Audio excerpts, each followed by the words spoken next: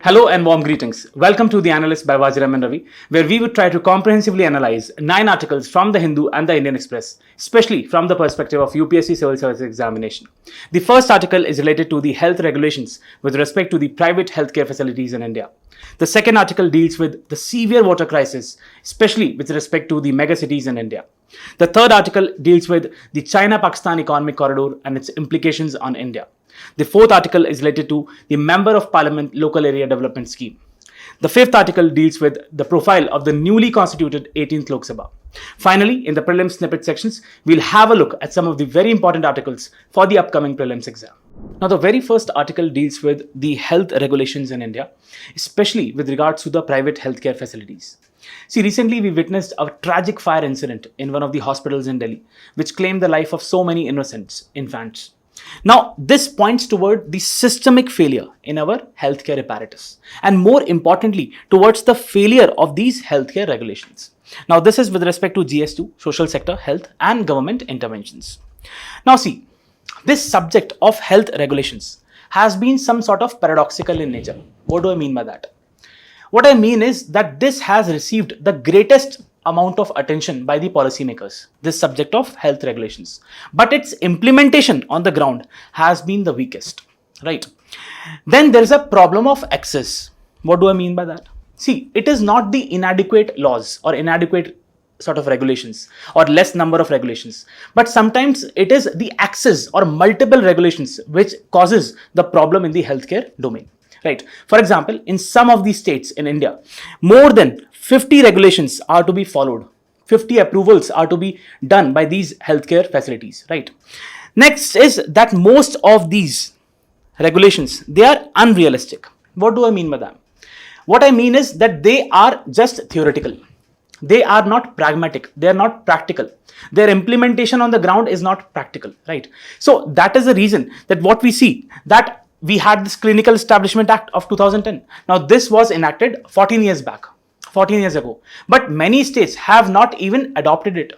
So, the issue does not lie with the states per se, right? The problem is that many provisions of this Clinical Establishment Act, which seeks to regulate the healthcare structure in India, they are itself sort of theoretical. They are not pragmatic, right? For example, then we have got the IPHS, that is Indian Public Health Standards. Now, these are the standards which were initially made in the year 2007. And these were to be followed by the public healthcare facilities. But you would be surprised to know that only 17% of the primary healthcare centers in India are actually according to this standard, right? So these are own government standards, and the government's own hospitals, they are not even able to follow this, right? So what we see is that there are issues with respect to these regulations. Now see, private healthcare in India, we are free to criticize. We know that definitely there are concerns associated with the private healthcare. For example, high charges, exorbitant charges, or lack of accountability. But you need to appreciate the contribution which the private healthcare making in the overall healthcare sort of industry in India. Now, see, we have, according to the data, 70% of the outpatient care and almost 50% of the inpatient care that is being dealt by the private healthcare facilities in India. Now, this points towards the importance of these facilities.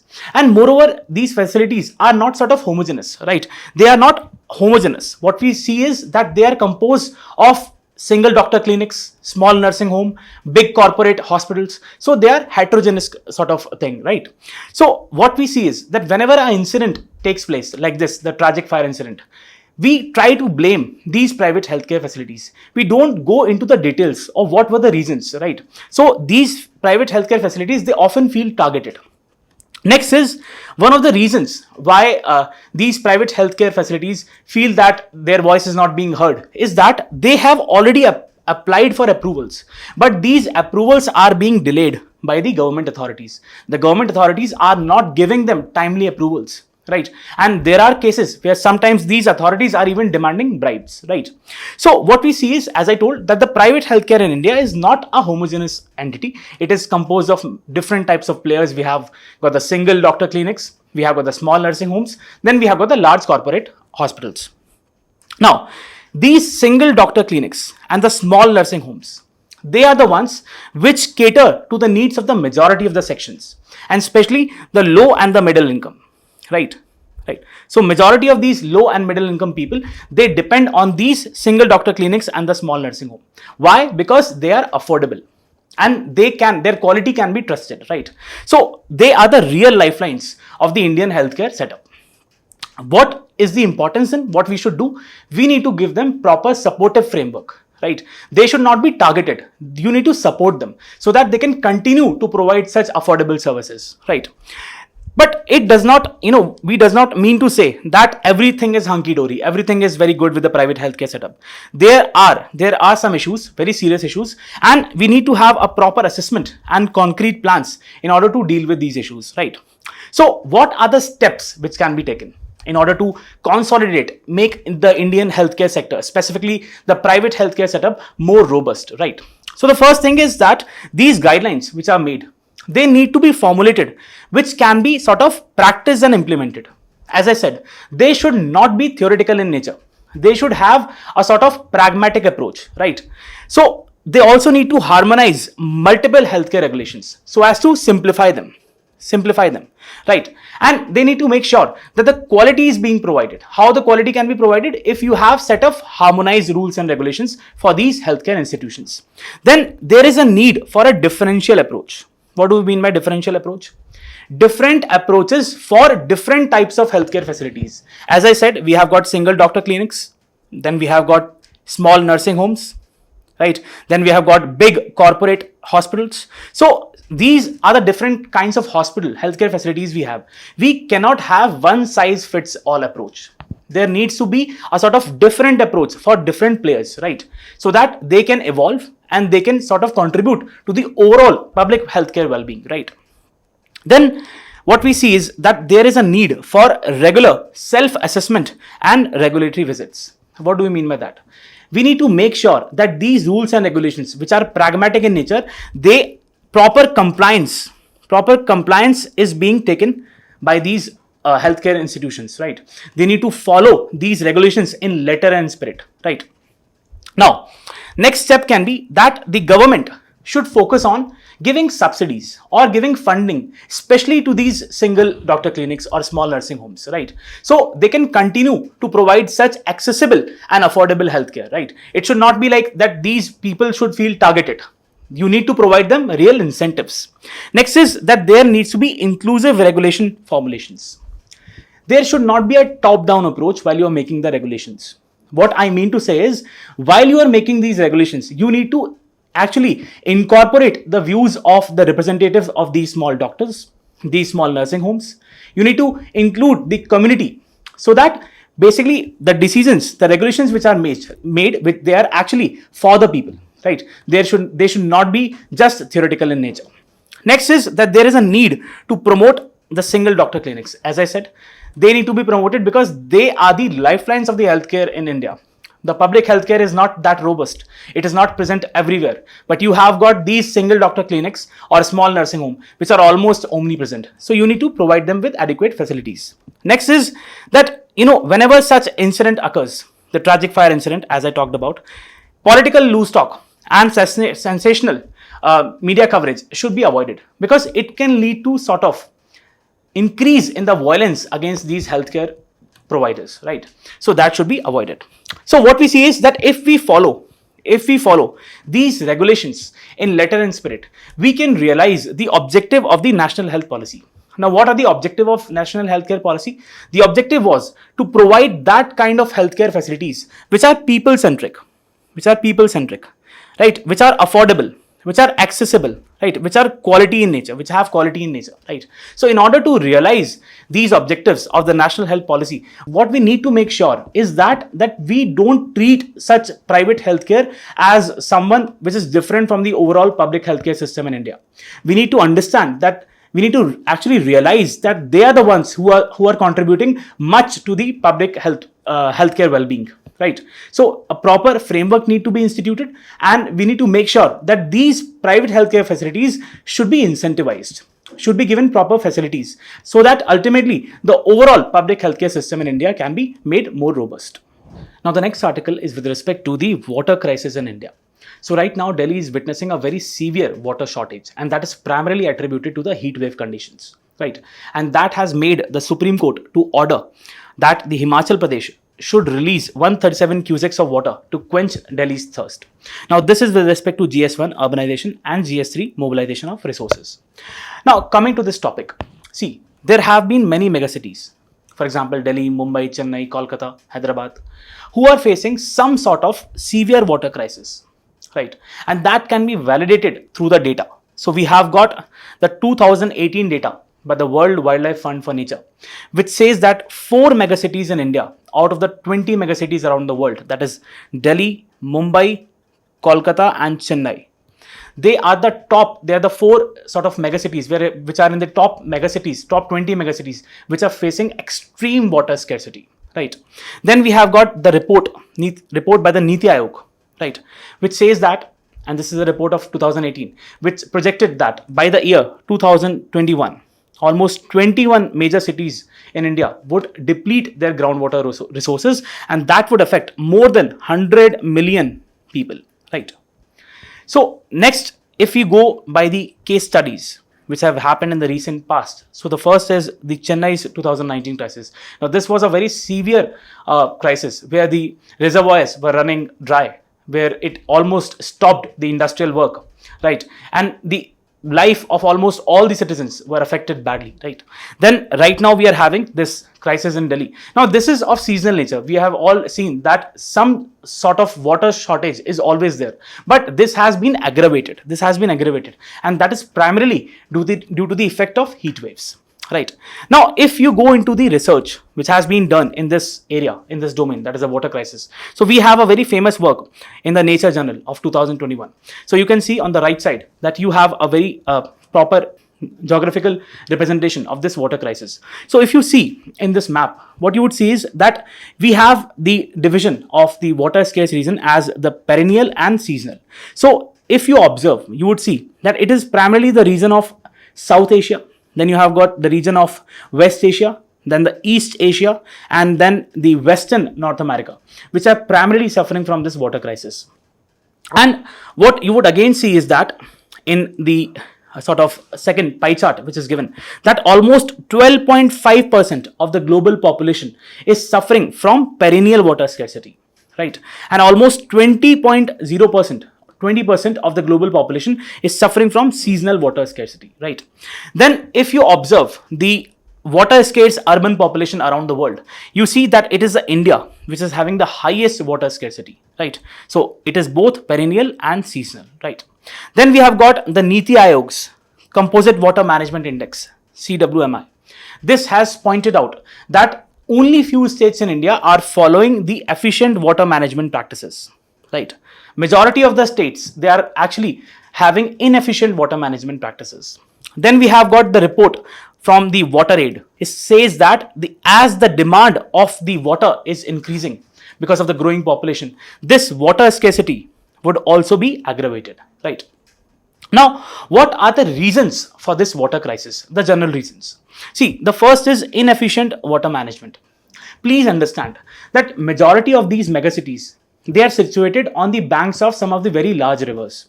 For example, you take the case of Delhi, we have got the Yamuna River. But there is a very poorly managed river system. That is, despite having abundant freshwater resources, we are not able to utilize this water and we are having water scarcity, right? That is the issue. Then the second is rapid urbanization. See, by rapid urbanization, what I mean is that exploitative and unplanned urbanization is leading to the disruption of the water supplies, is leading to the disruption of sort of natural wetlands, right? Then the third is the climate change. Because of the climate change, because of the anthropogenic reason, the human-induced reason, there has been an increase in the droughts. There has been increase in erratic rainfall, and that has affected the water supplies, the flow of water in the rivers, right? That is the drainage pattern. Then we have got the loss of wetlands. See, what has happened is, see, these wetlands, they act as very good absorbing and filtering mechanism. They absorb the water, they filter it. They act as sponges, right? But what has happened is that because of this rapid urbanization, because of the demand for the urbanization, the banks of the river, the lakes, they are being encroached upon. And once you encroach upon them, you actually do the process of concretization, right?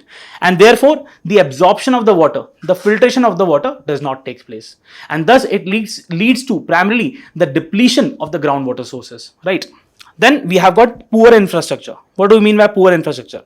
There are leakages. There are leakages in the pipelines, in the water supply.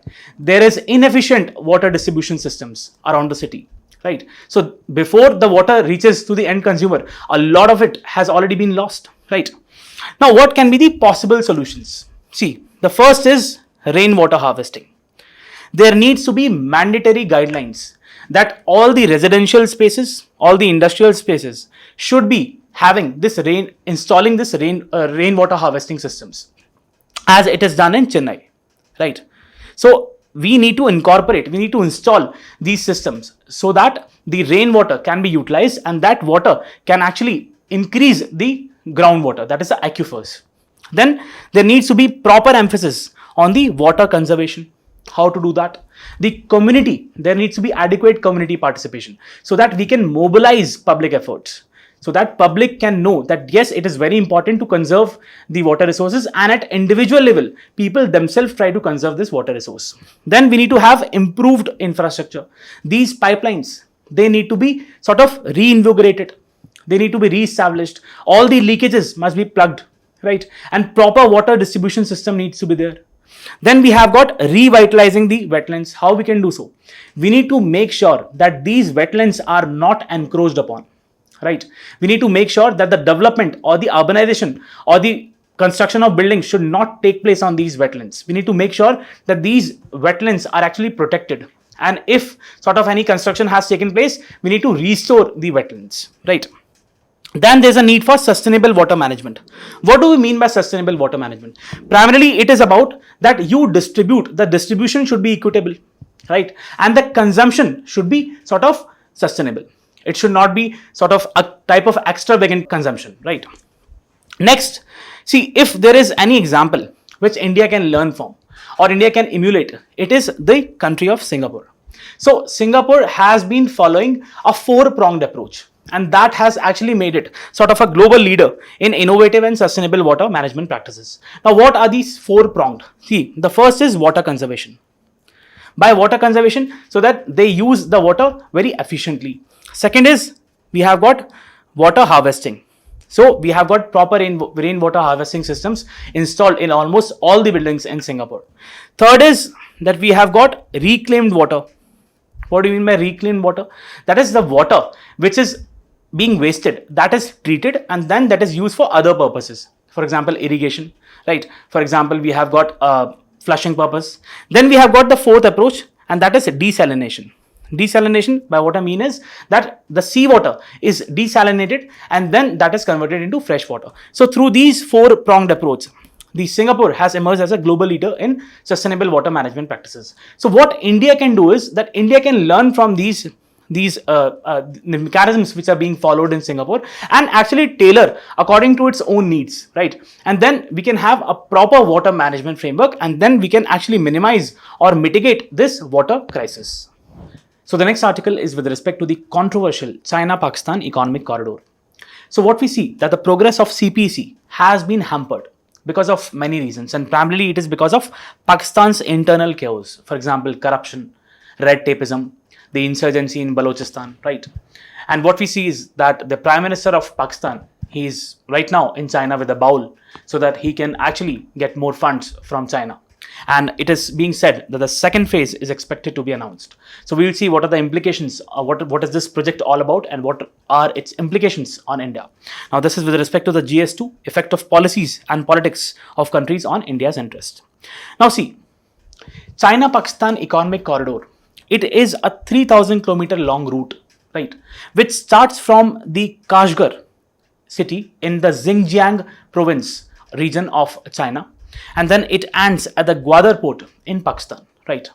And it is primarily based on propelling infrastructure projects, that is highways, roadways, pipelines, energy projects.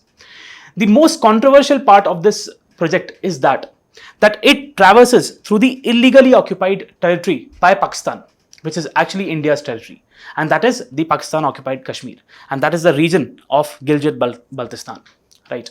And this project actually traverses through this region, right? Now, we need to understand that the China-Pakistan Economic Corridor, it is a part of the larger China's Belt and Road initiatives. What do we mean by that is that it was in 2013 that China started this BRI, and it aims to connect different parts of the world through land and sea routes, right? And this is being seen as one of the most dominant infrastructure projects by China, right?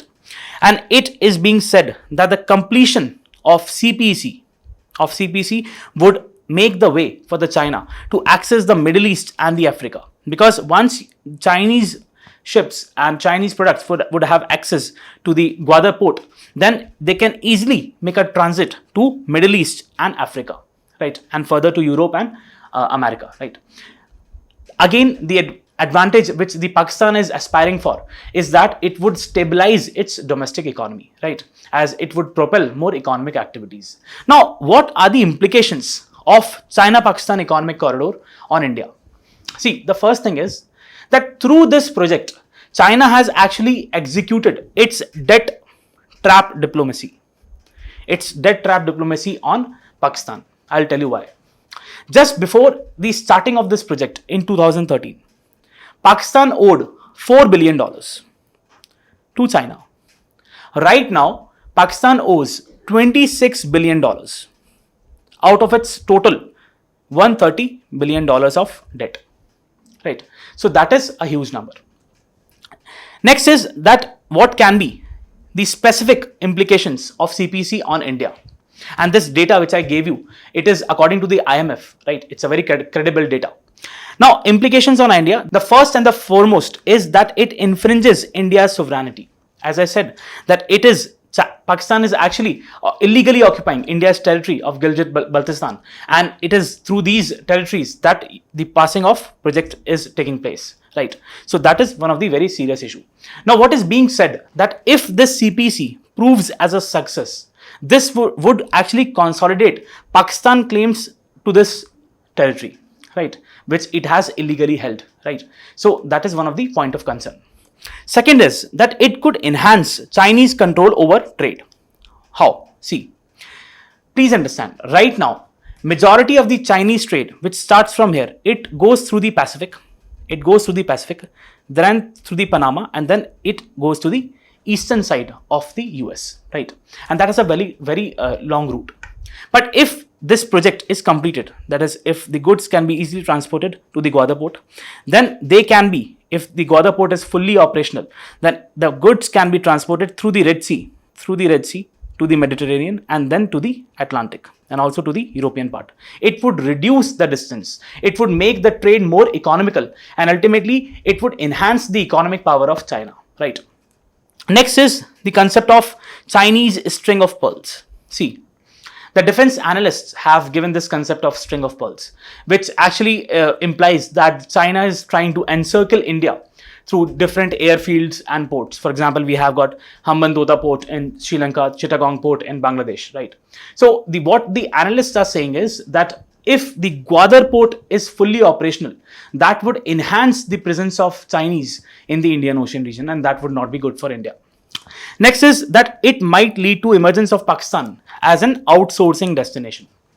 See, there are some products which Pakistan exports, for example, textile, for example, construction materials, and these are in direct competition with India. India also exports them. So what is being said is that if you have this project, and if raw materials and technology can be easily transported from China to Pakistan, it would lead to enhancement in the production of these commodities by Pakistan. And then India's export can get compromised. That is one issue. So what should be the way forward for India? The first and the foremost is that it should leverage its strategic location in the Indian Ocean region. India is placed very strategically. So it should leverage its strategic locations. And it should work with like-minded countries. For example, Japan. We have got the Asia-Africa Growth Corridor. So these such type of projects, they need to be enhanced. There needs to be more investment in such type of projects, right? Next is that we need to sort of participate in different initiatives. For example, we have got the Partnership for Global Infrastructure and Investment. Now, this is a G7 initiative. And this is primarily intended to counter the Chinese BRI. And it aims to mobilize $600 billion by the year 2027 for infrastructure projects, primarily in the developing countries. So India should actively participate in such projects, right? Because they have got the Western backing in terms of finances. Second is that we have got the Blue Dot Network. So it aims to promote quality infrastructure by sort of providing standards, infrastructure standards, right? So India needs to participate in such forums. Next is, finally, India needs to enhance its presence in the Indian Ocean region. India is sort of claiming to be the net security provider in the Indian Ocean region. So it should make sure that it has adequate naval presence so that it can counter any Chinese threat in the region. So we need to evolve a mix of strategies and make sure that India is equally placed. India is comfortable to counter any Chinese threat in the region and make sure that this region, Indian Ocean region, is dominated by the Indian presence. So the next article is with respect to the Member of Parliament Local Area Development Scheme. So recently, the Delhi High Court has actually instructed that the CIC has no jurisdiction to comment on the utilization of funds under the MPLADS. Now we'll see what MPLADS is all about, what are the concerns associated, and what is the way forward. Now this is a part of GS2, welfare schemes, and GS3, that is development. Now see, the MPLADS. So this scheme, that is a Member of Parliament Local Area Development Scheme, this was primarily started in 1993 and it's a central sector scheme. That is, all the funds are contributed by the central government, right? And it is under the Ministry of Statistics and Program Implementation. Now, what the scheme does is that it enables the Member of Parliament to recommend works for the creation of durable community assets. For example, related to primary education, for example, public health, for example, sanitation, right? For example, developing roads, right? So these are some of the examples. These are some of the projects which can be taken up under the MPLADS.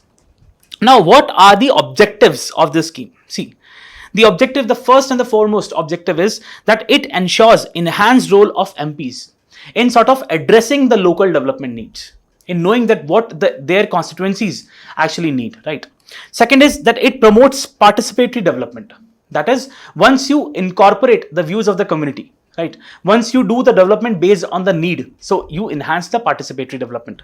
Third is that it supplements and it also accelerates the ongoing development, right? So these are the objectives of the scheme. Now, how the scheme works, right? So the first is that the Member of Parliament, he actually recommends the work based on the needs of the selected constituency. That is the first thing, right? So you have got the project recommendations where the Member of Parliament identify and recommend projects. Now that recommendation goes to the District Planning Committee, DPC, which is primarily headed by the district collectors. Now this looks into the proposal and then approves the proposal for the final implementation, right? And then it goes to the implementation agency. Once it goes to the implementation agency, what happens is then the Ministry of Statistics and Program Implementation, it gives the funding. And that too in 2 installments, that is 2.5 crores each. So the total installment for a particular Member of Parliament, the total amounts of funds which are given to a Member of Parliament is 5 crores. So in 2 installments, that is 2.5 crores, the amount is given. Now the total funds allocated since the scheme started has been more than 7 lakh crores, right? But what we see is that the CAG has highlighted sort of gross financial mismanagement. This scheme has not been that impactful. The effectiveness of the scheme has been sort of lackadaisical, right? Now, what are the issues? What are the reasons? The first is the implementation lapses. As I said, that there is gross financial mismanagement, right? And often the amounts are inflated, the amounts which are spent, they are inflated, right? Second is that there is no statutory backing. Please understand that there is no law which is backing this, and it all depends on the whims and the fancies of the government, right? Third is the issue with respect to the monitoring and regulation. So the issue is that because of lack of proper mechanisms for the monitoring, we don't know the level of participation of the community or the sort of different players in the system, right? So it lacks effective monitoring mechanism. Then there is breach of federalism. Why? See, the functions which this scheme is intended to do, the functions which it's doing, that is primarily the domain of the local self-government institutions in India. That is the panchayat and the municipalities, which are under the part 9 and 9A, right? And those functions are being actually performed by the district authorities under this scheme. So that is a breach of federalism. Moreover, there is conflict with the doctrine of separation of powers. See, these member of parliaments, they are a part of the legislature. So they should not be ideally given this executive responsibility, right?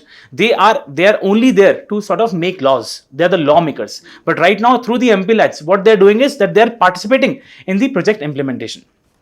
Then there is lack of transparency. How? Especially when it comes to project execution. There have been instances where the projects have not been implemented through proper transparency mechanisms. Amount have been exceeded, right? And there have been sort of siphoning of funds, right? Next is limited community participation. What do we mean by that? Projects which are being implemented, they're primarily sort of made by the top decision makers. The sort of strategy is top-down strategy, and it is not incorporating the needs of the local people. That is the issue with this community participation. Then there are quality concerns also. Because of the rush to implement the projects, there have been cases where the quality of these projects have been compromised, right? So these are some of the issues which are with respect to the MPLADS. Now, what is the way forward?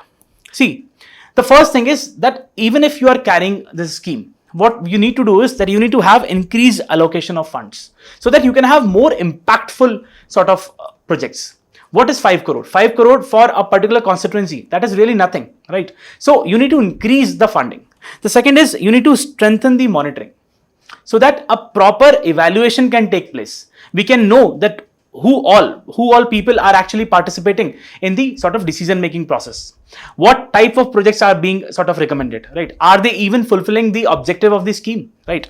Then we need to promote transparency so that we can see that ciphering of the funds should not take place. The funds which are meant for a particular activity, they should be ideally used for that purpose, right? Next, we need to have community participation. As I said, these sort of mechanisms are actually intended so that we can incorporate the needs of the people. If we are not incorporating the needs of the people, then there is effectively no usage of such sort of schemes. Next is capacity building. The local authorities, the member of parliaments, they need to be trained. They need to be adequately trained so that they can have those project management skills, right? A proper capacity building mechanisms need to be developed. So what we see is that through this MPLADS scheme, the scheme has actually given these member of parliaments a sort of a platform so that they can address the local development needs. However, the scheme is suffering from many issues. So a proper re-evaluation is necessary so that the scheme can give the objectives or give the fruits for what it was initially, it came to the fore, right? So the objective of this scheme need to be realized by actually addressing these concerns and following these way forward. So the next article is with respect to the profile of the 18th Lok Sabha.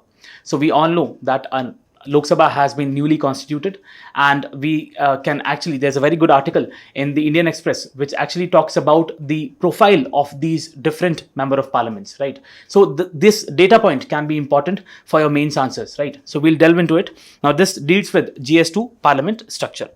Now, the first thing is that how many members are there who have become the MPs for the first time? So we have got the 52 members of parliaments. They are first timers in the Lok Sabha. So in all, we have got 280 MPs who are the first time sort of MPs, right? And there is only one MP who has been a 7-time MP, right? So he is from sort of Kerala, right? That is a point you should remember. Now, what we see is that the parliament is getting older. What do we mean by that is that the age, the proportion of people who are sort of having more age, that is increasing, right? So the having more than 70 years or having 56 to 70 years, that has been increasing. So 11% of the MPs are 40 years or younger. 38% are between 41 and 55 years of age. 52% of the MPs are older than 55 years, and 3 MPs are actually of 25 years of age, right? So that is the thing you need to actually remember. Now, as I said, the first timers MP, they are from different parties, but there are two parties, and out of those two parties, 75% of the members from that party, they are the first timers. So we have got the TDP, right, and we have got the NCP SP. So 75% of the MPs from these two parties, they are sort of first timers. Now, talking about the women participation, we have 74 MPs, that is around 14%, who are women, and this has been actually reduced. So in the 17th Lok Sabha, the number was sort of 78. Now, if you compare this with the other countries, for example, we have got the UK, where the participation of women is 35%. We have got the country of South Africa, where the participation is 46%. Now, this is way below, and even it is, quite lesser than the 33% reservation which we are expecting to come after the next delimitation, right? So that is one point you need to consider. Next is that the 78% of the MPs have completed the undergraduate education. Now, if you see the educational profile, what you would see is that those MPs who are not graduates, right? So their number was decreasing. Their number was decreasing till the 11th Lok Sabha. And then again, it started increasing. But if you compare the 18th Lok Sabha with that of 17th, so their number has decreased, right? So there are more graduates sort of MPs in our parliament now, right? And many of these, and if you see, there are 5% of them have PhD degrees that are doctoral. So many MPs have declared agriculture and social work as their primary profession. So most of these, as we see, the member of parliaments, they are sort of from agriculture backgrounds or social work. So that is what you need to know about this, and you can use this data in your sort of mains exam. So coming to the prelims snippet section, we have got the first article of National Testing Agency, right? So the National Testing Agency, it is under the overall ambit of the Ministry of Education, right? And it is responsible for conducting the competitive entrance exam. For example, we have got the UGC NET. For example, we have got the GATE exam. For example, we have got the JEE exam. For example, we have the NEET exam. So for all these exams, we have a single body which conducts these examinations. Now, this is established as a society. Please remember this, under the Indian Societies Registration Act 1860, right?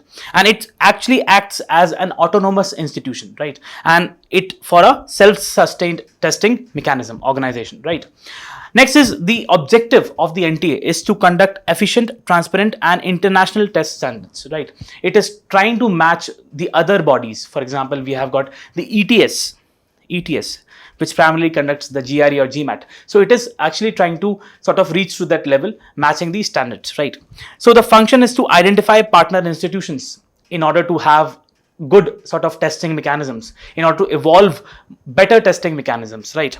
To establish a strong R&D culture, so that R&D, research and development, can be implemented in testing the candidates, right, more efficiently, right? Then it collaborates with international organizations. As I said, that it collaborates with institutions like ETS, right, which conducts the GRE or GMAT. Then the governing body is headed by the chairman. So you have a governing body which is headed by an eminent educationist, and that is the chairman who heads it. But the executive functions of the NTA, they are performed by the Director General. So it is the Director General who performs the executive function, but the governing body, which primarily decides on different issue, that is actually headed by the chairman, right? Next, we have got a very serious issue, and that is of Nat Pratha.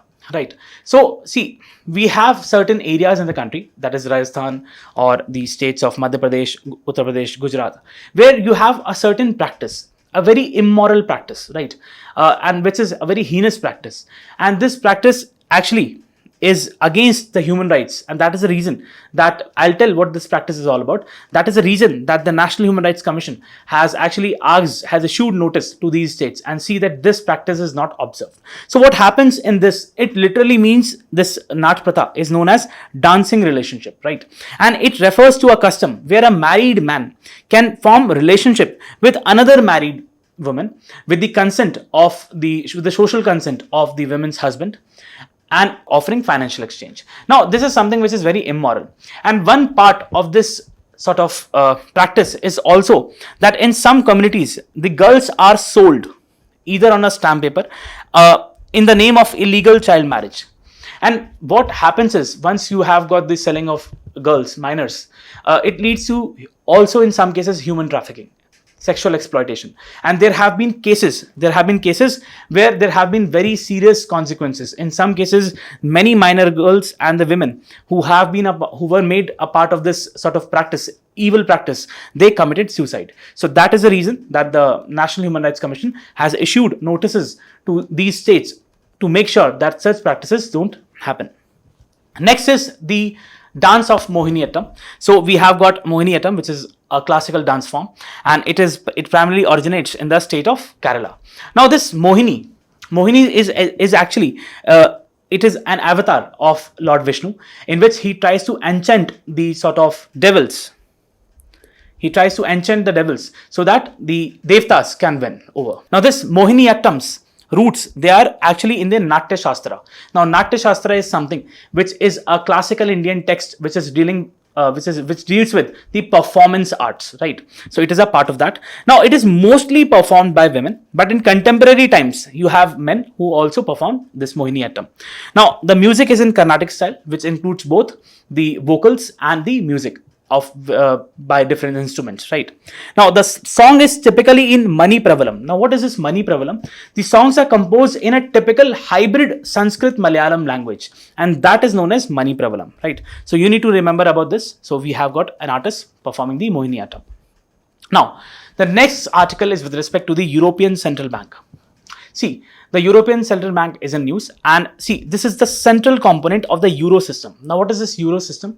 This is the whole structure, the whole sort of architecture where the currency, the Euro currency, is used by certain countries, right? And it regulates, the European Central Bank regulates this Euro currency. Now, it is one of the 7 institutions of the European Union. For example, you have got the European Parliament, you have got the European Council. So it is one of the 7 components, 7 institutions of the European Union. So the headquarters of the European Central Bank, they are in Frankfurt. You can see this is the headquarter. And the ECB was established under the Treaty of Amsterdam. Just remember that. And it became a formal part of the European Union through the Treaty of Lisbon.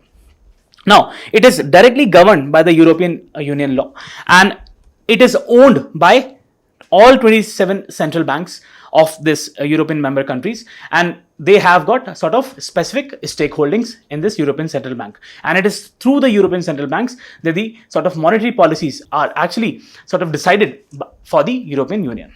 So that's all for today. I hope you like the session. All the best. Thank you.